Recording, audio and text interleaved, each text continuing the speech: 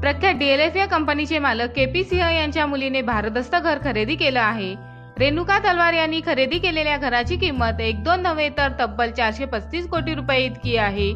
त्यामुळे रेणुका तलवार यांच्या या भारदस्त बंगल्याची देशभरात चर्चा सुरू आहे।